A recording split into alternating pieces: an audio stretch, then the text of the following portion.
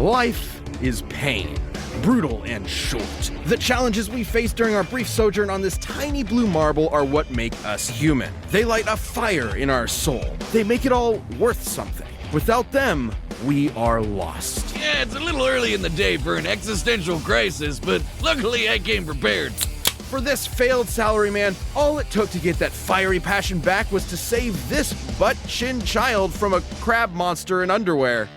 That was a sentence. This man was Saitama, and he was going to be a superhero. And so he trained, pushing his body beyond its limits and shattering the boundaries of humanity. So hard, his frickin' hair fell out. Saitama's strength grew exponentially day by day, with the goal of becoming the greatest hero who ever lived. And much to his horror, that's exactly what he got. All it took was one punch. Damn it! He became too strong. He became the one, the only, the infamous Caped Baldy. But anyone who's cool knows him as One Punch Man, as in he can't help but beat almost every opponent he's faced in exactly one punch. One friggin' punch! And this is a universe with some pretty whacked out monsters, like a giant who's over a quarter of a kilometer tall and can stomp city-sized craters into the earth. Or an Esper who can effortlessly pull giant meteors from outer space. Or a Monster King who shaved off a continent from the Earth's surface and lifted it into the stratosphere. And Saitama's never even broken so much as a sweat fighting any of them. During their battle, that same Monster King absorbed this huge chunk of the Earth's core and fired it at Saitama, who blocked it by squirt gunning some lava at it. The lava he was bathing in, naked. And then he punched him. Surprise. Saitama's created after images just by hopping side to side, defeated a martial arts master with his butt, and survived the inhospitable vacuum of space after being kicked all the way to the moon and before jumping back to Earth in about 16 seconds. That's 8% the speed of light. Kinda like the time he blocked attacks from this alien dude who stated to move near light speed, or punch so fast his fist starts to blue shift. You know, that thing that happens when you approach the speed of light? Saitama utilizes his absurdly superhuman strength and speed with techniques like his devastating normal punch. And if he wants to amp it up, the consecutive normal punches. Are you kidding me? Those are his attack names? What kind of self-respecting anime protagonist is he? Plain and simple, he's a satire of one. Instead of seeing his journey from the beginning and enjoying his struggle to the top, we join him when he's already there. Basically, imagine if Goku went Super Saiyan in his fight against Jackie Chun. Kinda sucks all the drama out of it, doesn't it? And that's the point. Far from the power fantasy the genre is known for, Saitama's life became an existential nightmare. Without suitable conflict, the struggle that had heretofore defined him became meaningless.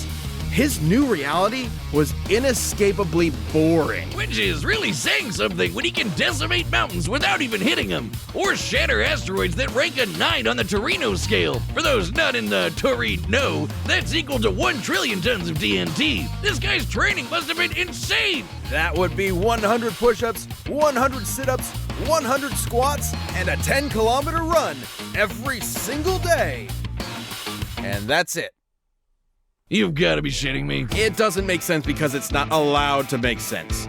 To be fair though, to someone who isn't already a trained soldier or athlete, keeping that workout routine every day for years is pretty much impossible. While 100 push-ups and sit-ups are technically doable, especially if you space them out, doing 100 squats and then running half a marathon every single day would absolutely destroy your legs. Put simply, effective workouts involve shredding muscle fibers at the micro level, then allowing them time to repair themselves more durable than before. This repair process requires hydration, consuming protein and carbohydrates, and lots of sleep. But Saitama's workout schedule doesn't give them time to repair, which means he was basically just ripping himself to shreds over and over and over. After a few days, he shouldn't even have been able to move, but he just kept going. There might be an explanation. Take the brilliant scientist Dr. Genus, whose half-century of research into evolution Saitama erased in, well, one punch. According to Genus's hypothesis, Saitama's training broke his limiter. Basically, every living thing on Earth has a limit to their natural abilities. At some point, no matter how badass they are, they'll plateau.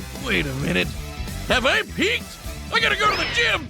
Well, Saitama trained so hard, he literally defied the laws of nature and reality. He just breaks the logic of his world. He crushed the entire field of evolutionary biology in the palm of his hand. And while he has stated that his strength did eventually stop growing, it's pretty clear he's never gotten close to showing it off in full. Such as when he fought the godlike alien conqueror Lord Boros, and finally broke out his serious punch. A blow where he punches a little harder than normal. And reflected Boros' collapsing star-roaring cannon. Now you see, that's an attack name. An energy blast that was going to blow up the friggin' planet. That's over 50 zetatons of TNT. Like a quadrillion of the world's strongest nukes going off at once. Despite his obvious and overwhelming power, Saitama's accomplishments were never officially recognized. As if no one in their right minds could believe a psych ward Charlie Brown could save the world. Well, he doesn't seem to mind. Almost as if being removed from anything resembling conflict gave him a perspective on how tropey and contrived his world is. Only Saitama's the only one in on the joke, because who cares about how far up their own ass a supervillain is when you can just chill at home with your buds and play video games? Maybe that was the real lesson all along.